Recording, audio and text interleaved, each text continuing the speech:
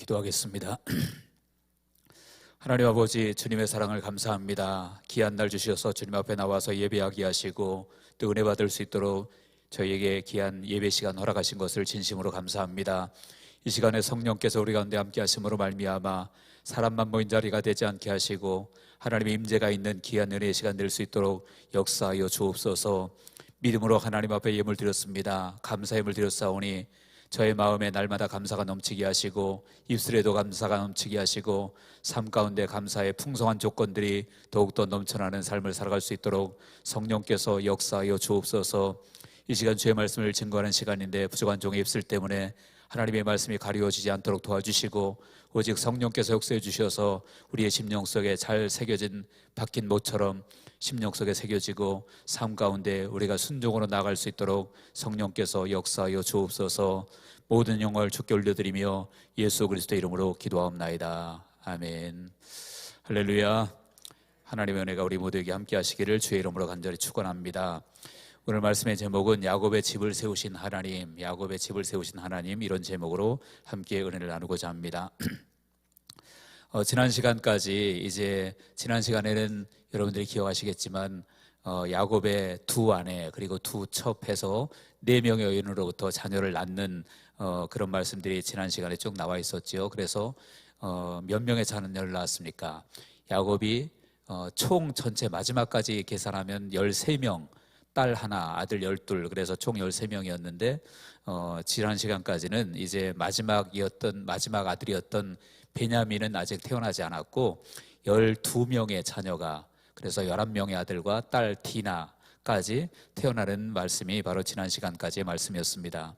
그래서 마지막으로 태어났던 아들이 누구냐면 요셉이라고 하는 아들이었죠.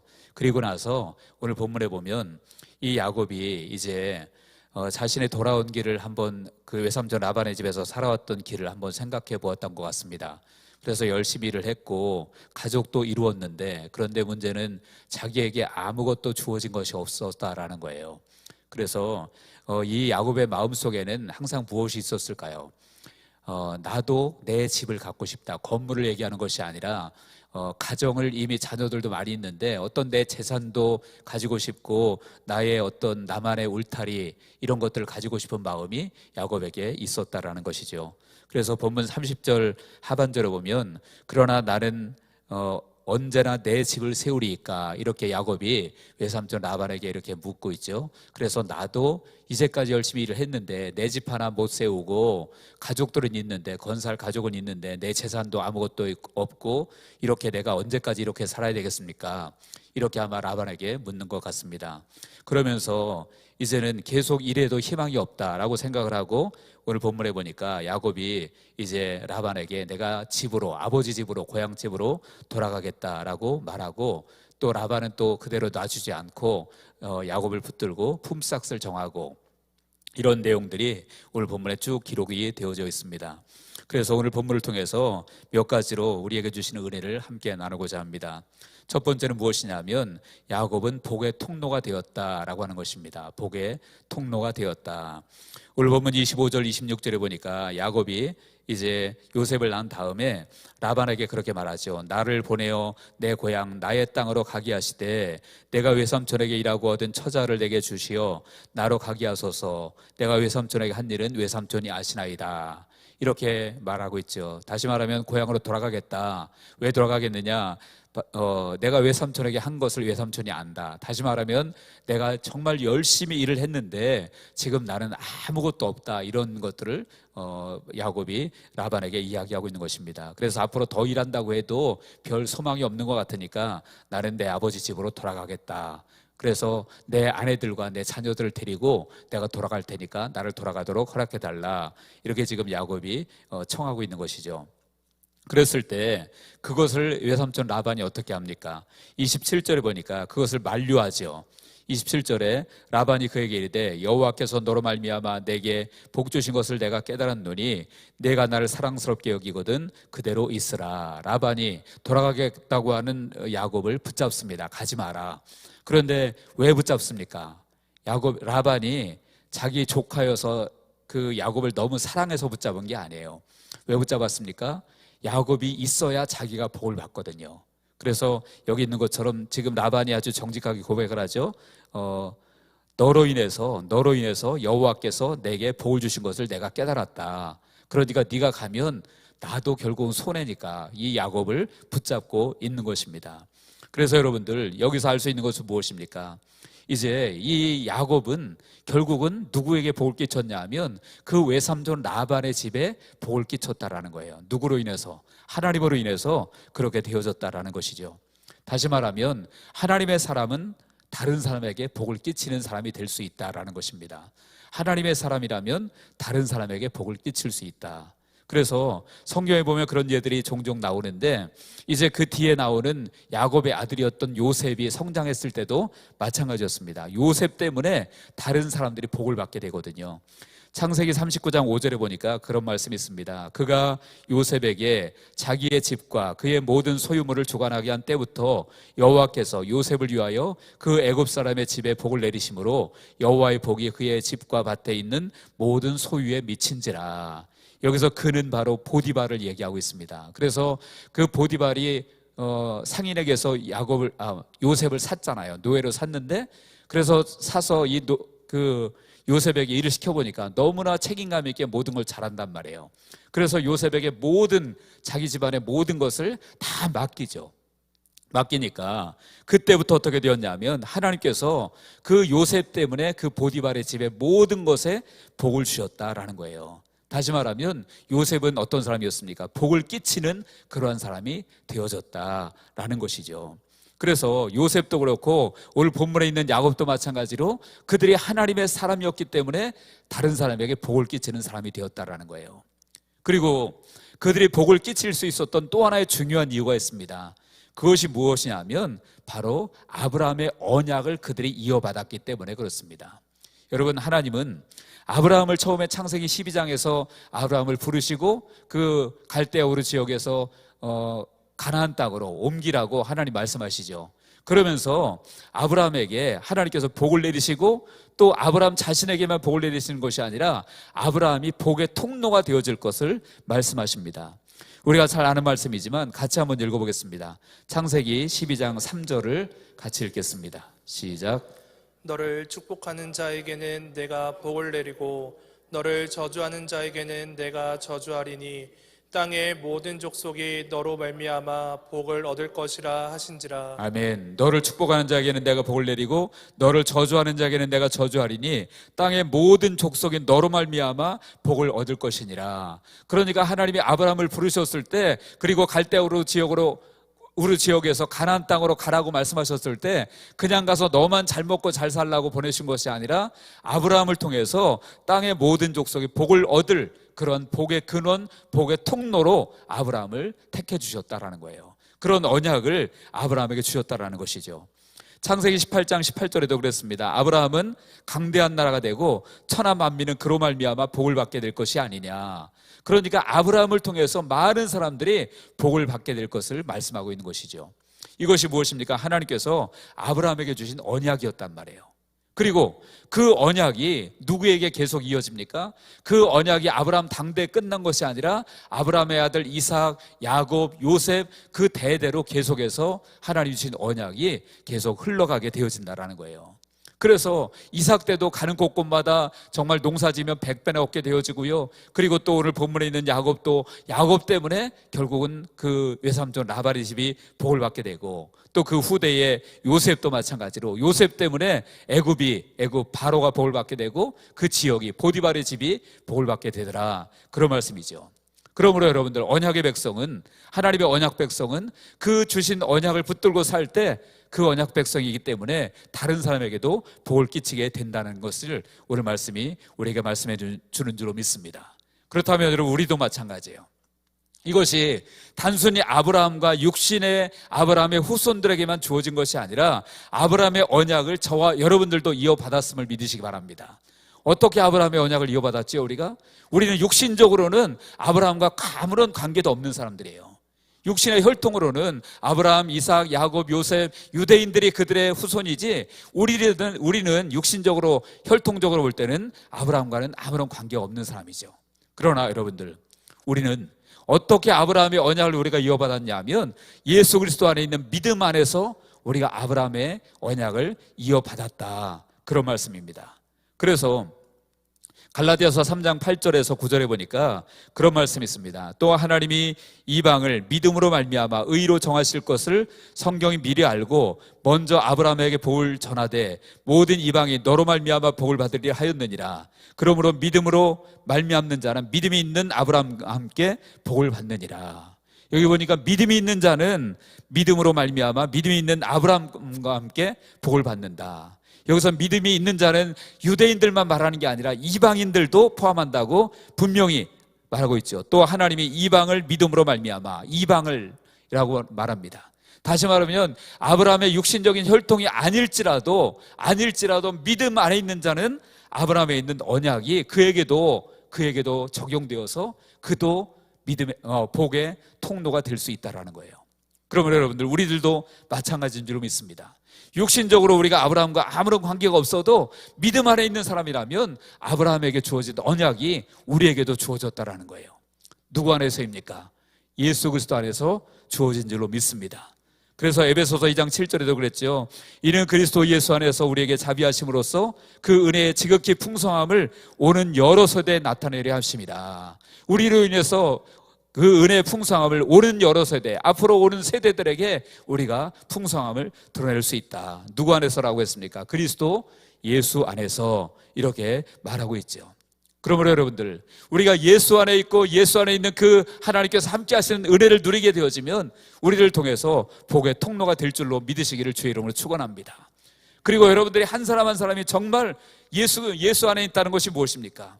예수 그리스도 안에 있다는 것은 하나님의 임마누엘을, 은혜를 누린다는 것과 똑같은 거예요. 왜 그러냐면 예수님의 다른 이름이 있었잖아요. 마태복음 7장 14절에 그랬죠. 보라, 처녀가 잉태하여 아들을 낳으리니 그 이름을 뭐라고 했습니까? 임마누엘이라 하리라 그랬잖아요. 예수라는 이름은 임마누엘의 이름, 즉 하나님이 함께 하시는 이름이에요. 그러므로 우리가 예수 안에 있다고 하는 것은 하나님의 임마누엘을 우리가 누린다는 뜻인 것입니다. 그래서 하나님의 임마누엘을 우리가 누리게 되어지면 결국 우리도 아브라함의 언약이 우리 것이 되어지고, 그리고 우리가 다른 사람에게 복의 통로로 쓰임받을 수 있게 된다는 거예요. 교회만 다닌다고 되어지는 것이 아니라 예수 안에 있고 임마누엘의 은혜를 누리고, 그렇게 되어지면 복의 통로로 쓰임받게 됨을 믿으시기 바랍니다. 그리고 저와 여러분들 모두가 정말 이 은혜 속에 들어갈 수 있기를 주님의 이름으로 축원드립니다. 두 번째로 우리가 말씀을 통해서 생각할 것은 이제 품삯을 둘이 이제 서로 협정을 맺습니다. 라반과 야곱 사이에 품삯을 협정을 하는데 28절에 보시기 바랍니다. 거기 보니까 또 이르되 내 품삯을 정하라, 내가 그것을 주리다. 자, 지금 라반이 야곱에게 하는 이야기예요. 여러분들 보통 예를 들어 일반 회사나 직장이면 품삯을 누가 정하는 거죠? 고용인이 그 고용한 사람에게 내가 월급이 이 정도 줄 테니까 같이 일하자. 그게 정상적인 거잖아요. 일을 할 사람이 내가 얼마 받을 테니까 주십시오. 물론 일할 사람이 너무나 뛰어나면 그럴 수도 있겠지만 보통은 고용주가 고용인에게, 그 고용당하는 사람에게 품삯을 이제 제안을 하는 거죠. 우리 회사 월급은 이만큼이다. 같이 일할 수 있겠느냐. 이것이 정상인 것입니다. 그런데 지금 본문에 보니까 누가 누구에게 정하라 그럽니까? 그 라반이 야곱에게 내가 품삯을 정해라. 그러면 내가 그거 줄게. 그렇게 지금 말하고 있는 거예요. 그러자 야곱이 이제 제안을 하죠. 이상한 제안을 하는 겁니다. 어떤 제안을 합니까? 나 돈은 필요 없으니까 그 대신 이 양과 염소 중에서 내게 줄 것이 있습니다. 그러면서 얘기하는 게 뭡니까? 양 중에서 검은 것, 그리고 염소 중에서 얼룩덜룩한 것. 여러분, 양은 색깔이 어떤 색이죠? 양은 흰색입니다. 양이 검은 거 보셨나요 혹시? 저는 양 검은 거를 별로 본 적이 없어요. 또 염소는 흑염소가 있고 또 하얀 염소가 있지, 염소가 그 젖소처럼 얼룩덜룩한 염소를 혹시 보셨습니까? 저는 별로 본 적이 없어요. 그런데 지금 야곱이 그런 염소가 있으면 젖소처럼 얼룩덜룩하고 아롱지고 그런 것들이 있거나 또 양 중에 검은 것이 있으면 그걸 가지고 내 거 할게요. 지금 야곱이 그러는 거예요. 그러니까 그 소리를 라반이 듣고 그래? 그럼 그렇게 하자. 얼른 동의를 하죠. 왜 동의를 했을까요? 손해볼 게 없으니까. 그런 염소, 그런 양들이 뭐 있긴 있었던 것 같아요. 그러니까 야곱이 그런 거 있으면 내 거 할게요 그랬겠죠. 한 마리도 없으면 그렇게 얘기는 하지 않았겠죠. 그러나 그 수가 아마 굉장히 적었을 거예요. 그러니까 라반이 손해볼 거 없다고 생각하고 그래 그러면 그렇게 하자. 그래서 그걸 협정이 맺어졌습니다. 얼룩덜룩하고 그런 염소나 아니면 검은 양이나 이런 것은 이제 야곱의 것으로 하기로 결정을 내린 것이죠. 그래서 그렇게 해서 결정을 내리고 이제 둘 사이에 그 순수한 염소와 양 라반의 것 따로 띄고 이쪽으로, 그 다음에 얼룩덜룩한 그러한 염소와 그리고 검은 양과 이것들을 이쪽으로 띄고, 그래서 사흘끼리 띄도록 했다 그랬어요. 왜 사흘끼리를 띄게 했을까요? 서로 같이 있으면 서로 교미를 하게 되고, 그렇게 되면 또 라반이 또 손해볼 수도 있고, 그러니까 먼 길로 서로 분리를 시킨 거예요. 분리를 시켜서 전혀 접촉할 수 있도록 이렇게 한 거죠. 그러나 그것을 키우는 건 다 그 야곱이 키우는 거죠. 양쪽 거 다. 자, 그런 다음에 이제 야곱이 이제 자기 나름대로의 방법을 연구합니다. 어떻게 하면 나의 양과 염소를 더 많이 증식을 시킬 수 있을까? 이렇게 해서 방법을 써서 한 것이 너무 희한한 방법을 쓰는 거예요. 어떤 방법을 씁니까? 이제는 그 양과 염소들이 물을 먹으러 개울가로 올 때 그 개울가에다가 이제 신풍나무, 살구나무, 그 다음에 무슨 나무라고 했습니까? 버드나무, 이것을 가지를 꺾어가지고 껍질을 벗겨서 튼튼한 양들이 올 때는 그것을 개울가에 꽂아 놓는 거예요. 그리고 거기서 교미를 하게 되면 그것들이 이제 임신을 하고 새끼를 베게 되는 겁니다. 그래가지고 태어나는 것들은 다 튼튼한 것들이 태어나고, 그런 것들은 다 아롱진 것들, 얼룩진 것들, 또 검은 양들, 이런 것들이 태어나는 거예요. 여러분, 말이 되나요 안 되나요? 너무 어이가 없는, 약간 좀 주술적이잖아요. 점쟁이들이 옛날에 제 기억이 나요. 저희 처갓집이 안 믿으셨거든요. 저희 뭐 장인 장모님 다 돌아가셨지만 예전에 살아계실 때 저희 아내가 있어서 얘기가 좀 그런데, 지금 믿고 돌아가셨으니까 안 믿을 때 제가 갔는데 어느 점쟁이가 왔더라고요. 그러면서 뭐 저희 처갓집에서 뭘 물어보니까 복숭아 가지를 꺾어서 동쪽 몇 미터 가서 몇 번째 가지를 꺾고 어떻게 꽂아놓고 막 이런 얘기를 하는 거예요. 너무 어이없는 얘기들을. 근데 지금 약간 비슷해요. 신풍나무, 버드나무, 또 뭐 살구나무 가지 꺾어가지고 껍질 벗겨서 개천에다가 꽂아놓고 얼룩덜룩한 양들이 와서 검은 양들이 와서 거기서 임신을 하게 되면 그 양들이 나오고, 튼튼한 것들만 골라서, 그리고 약한 것들이 올 때는 그걸 빼버리고 임신 안 하도록. 그래가지고 결국은 어떻게 되었다? 야곱의 양, 염소들만 건강하고 튼튼한 것들이 많이 태어났다, 그런 얘기입니다. 자, 그런데 여러분들, 자, 야곱의 방법은 이거 과학적인가요? 전혀 비과학적이에요. 말도 안 되는 이야기입니다. 그런데 야곱이 원했던 바는 그대로 얻게 되어져요. 그러면 여러분, 그 결과가 어떻게 해서 나왔을까요? 과연 야곱이 방법을 잘 써서 그렇게 되었을까요? 그것은 여러분, 야곱이 방법을 잘 써서 된 게 아니라 하나님께서 그렇게 하신 줄로 믿습니다. 사실은 야곱은 이미 하나님께서 자기 양들을 번식시켜 줄 것을 알고 있었어요. 왜냐하면 야곱이 꿈을 꾸었었거든요. 한번 우리 같이 그 뒷변이니까 창세기 31장에 넘어가서 10절로 11절까지 12절까지를 같이 한번 읽어보겠습니다. 창세기 31장 10절에서 12절까지 같이 한번 쭉 읽어보겠습니다. 시작. 그 양떼가 새끼 뵐 때에 내가 꿈에 눈을 들어보니 양떼를 탄 수량은 다 얼룩무늬 있는 것과 점 있는 것과 아롱진 것이었더라. 꿈에 하나님의 사자가 내게 말씀하시기를 야곱아 하시기로 내가 대답하기를 여기 있나이다 하매 이르시되 내 눈을 들어보라. 양떼를 탄 수량은 다 얼룩무늬 있는 것, 점 있는 것과 아롱진 것이니라. 라반이 내게 행한 모든 것을 내가 보았노라. 아멘. 자, 여러분, 여기서 보니까 그 야곱의 양, 또 야곱의 염소 건강하게 태어나게 하신 분이 누구십니까? 하나님이 다 하신 거예요. 야곱이 방법을 써서 되어진 것이 아니라 하나님께서 다 그렇게 하셨다는 거예요.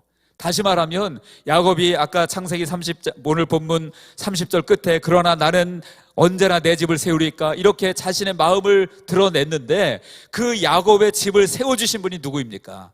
바로 하나님이시라는 거죠. 야곱이 물론 열심히 일했고 애를 썼지만 이상한 방법 써서 되어진 것이 아니라 하나님께서 야곱의 집을 세워주셨다는 거예요. 다시 말하면 여러분, 우리에게도 마찬가지입니다. 우리에게도 우리가 목표라는 바가 있잖아요. 야곱이 자기의 집을 세우기를 원했던 것처럼 우리들도 내가 뭔가를 이루기를 원하는 것들이 다 있을 수 있다는 거예요. 그런데 여러분들, 그것들을 누가 세워주셔야만 가능하겠습니까? 하나님이 세워주셔야만 될 줄로 믿습니다. 물론 내가 노력하고 애를 쓰는 것이 잘못되었다는 것이 아니라 내가 노력하고 애를 쓰고 또 전략을 짜고 여러 가지 한다고 되어지는 것이 아니라 하나님이 안 도와주시면 될 수가 없다라는 거예요. 야곱도 물론 그동안 얼마나 열심히 일했겠습니까? 외삼촌 라반의 집에서 많은 시간 열심히 일을 했겠죠. 야곱이 스스로 고백하잖아요. 내가 한 일을 외삼촌이 아시나이다. 그런데도 자기 집 하나 변변히 세우지 못했어요. 그런데 지금 하나님께서 이제 그 모든 말도 안 되는 방법을 야곱이 썼는데도 불구하고 그대로 야곱이 원하는 대로 건강한 염소들, 건강한 양들은 다 야곱의 것이 되었단 말이에요. 그것을 누가 하셨어요? 하나님이 하셨습니다. 그러니까 야곱의 집을 세우신 분은 야곱 스스로의 노력과 방법으로 된 것이 아니라 하나님께서 그렇게 하셨다라는 거예요. 그러므로 여러분들, 하나님이 안 세워주시면 인간의 방법은 아무것도 아님을 기억하시기 바랍니다. 하나님이 안 세워주시면 인간의 수고는 아무것도 아니라는 거예요. 같이 한번 읽어보겠습니다. 시편 127편 1절과 2절입니다. 다 같이요, 시작. 여호와께서 집을 세우지 아니하시면 세우는 자의 수고가 헛되며 여호와께서 성을 지키지 아니하시면 파수꾼의 깨어있음이 헛되도다. 너희가 일찍이 일어나고 늦게 누우며 수고의 떡을 먹음이 헛되도다. 그러므로 여호와께서 그의 사랑하시는 자에게는 잠을 주시도다. 아멘. 여기 보니까 뭐라고 했습니까? 여호와께서 집을 세우지 아니하시면 세우는 자의 수고가 헛되며, 다시 말하면 집을 세우려고 아무리 애쓰고 수고하고 애써도 하나님이 세워주지 않으면 그 모든 수고가 헛될 뿐이다라는 거예요. 인간의 수고가. 그래서 수고가 나쁘다는 얘기가 절대 아니죠. 수고는 해야 됩니다. 수고는 해야 되고 열심히 일해야 되고, 야곱이 지금 그동안 얼마나 열심히 일했습니까? 수고해야 되는 것이 당연하지만 아무리 수고하고 애를 쓴다고 해도 하나님이 세워주지 않으시면 인간의 수고는 아무 쓸모없는 것이 되어지더라, 그런 얘기예요. 그래서 여러분들, 중요한 것은 무엇입니까? 하나님의 집을 세워주셔야 되고 지금 야곱의 집을 하나님이 세워주셨다, 그런 얘기예요. 그래서 우리들도 마찬가지예요. 우리가 정말로 세우고자 하는 그것이 내 집이든 아니면 나의 어떤 목표든 나의 바람이든 간에 그런 모든 것들이 내 수고와 내 노력만 가지고 되어지는 것이 아니라 하나님께서 함께 주셔야 되고 하나님이 세워주셔야 됨을 믿으시기 바랍니다. 그렇기 때문에 우리의 수고는 누구 안에서 수고해야 됩니까? 믿음 안에서 수고해야 되고요, 예수 그리스도 안에서 수고해야 되고 말씀 안에서 수고해야 된다는 거예요. 그냥 주님 없는, 말씀과 관계없는, 그리고 믿음과 관계없는 내 욕심, 내 생각, 내 뜻대로 아무리 수고해봐야 그것들은 헛수고일 수밖에 없다는 거예요. 그러나 말씀 안에 있을 때, 믿음 안에 있을 때, 예수 안에 있을 때 그 수고는 하나님께서 인정해 주실 줄로 믿으시기를 주의 이름으로 축원합니다. 그래서 그렇게 세워지면 하나님이 반드시 세워주신다라는 거죠. 그래서 여러분들, 여러분 개인의 소원이 있습니까? 여러분의 가정에 어떤 목적이 있습니까? 그런 모든 것들을 주님이 세워주셔야 세워짐을 믿으시기 바랍니다. 회사를 운영하고 있다면 그 회사도 누가 세워주셔야 할까요? 하나님이 세워주셔야 될 줄로 믿습니다.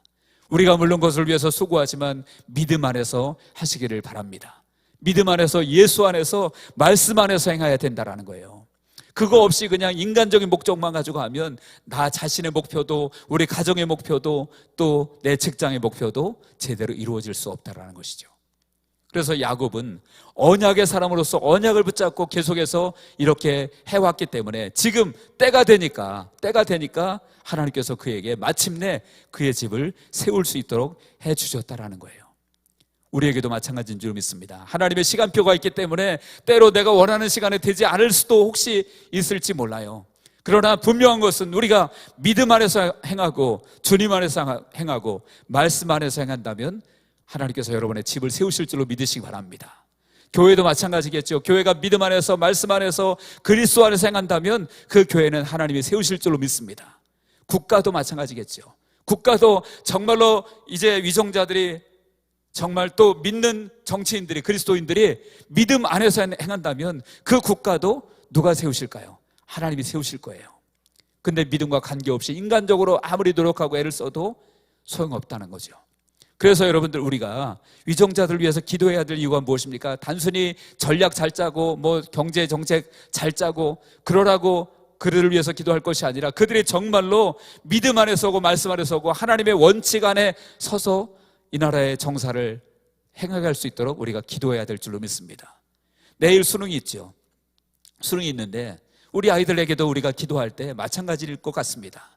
단순히 그냥 시험 잘 봐서 좋은 대학 가게 해달라, 이게 아니라, 여러분 죄송한 말씀이지만 시험 잘 보고 좋은 대학 가도 이상하게 되는 사람들도 많아요. 잘못되는 사람들 많잖아요. 그러나 대학 제대로 좋은 대학 안 다녀도 훌륭하게 사는 사람들도 많고요.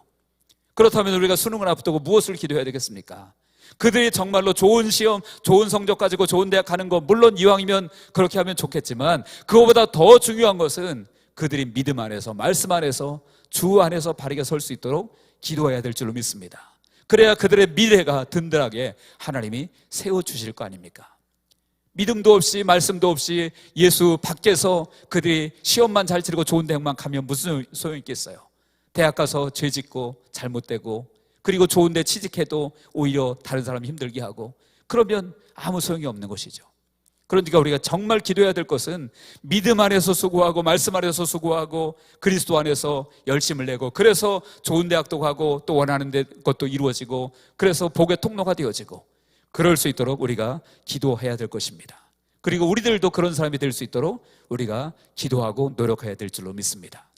이제 말씀의 결론 맺겠습니다. 여러분, 야곱은 복의 통로가 되었습니다. 어떻게 복의 통로가 되었습니까? 언약을 이어받은 사람으로서 복의 통로가 되었습니다. 우리들도 아브라함의 언약을 예수 그리스도 안에서, 믿음 안에서 이어받은 줄로 믿습니다.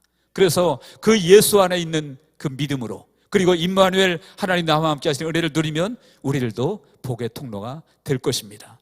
그래서 저와 여러분들 모두가 그렇게 되어지길 바라고, 그리고 정말로 우리의 집을 세우실 수 있는 분은 하나님이라는 사실을 우리가 기억하고, 그냥 내 목적, 내 생각대로 집을 세우려고 하는 것이 아니라 하나님의 뜻대로 바르게 여러분들 마음속에 원하는 집 또는 소원, 바람, 이런 것들이 정말 있다면 하나님이 세우실 수 있도록 주님 안에서 행하실 수 있는, 그래서 하나님이 여러분의 집을, 삶의 모든 것을 훌륭하게 세워서 다른 사람에게도 은혜를 끼칠 수 있는 우리 모두가 되시기를 주의 이름으로 간절히 축원합니다. 기도하겠습니다. 하나님 아버지, 감사합니다. 야곱의 집을 세우신 하나님께서 우리 성도님들의 집도, 또 저들의 삶의 터전도, 그리고 우리 교회도, 우리 국가도 우리가 믿음 안에 있을 때 세우실 것을 믿습니다. 아버지 하나님이여, 그렇게 은혜 받는 저희들, 복을 받는 저희들이 다 될 수 있도록 주께서 역사하여 주옵소서. 하나님이 함께 하실 줄로 믿고 감사하며 예수 그리스도의 이름으로 기도합나이다. 아멘.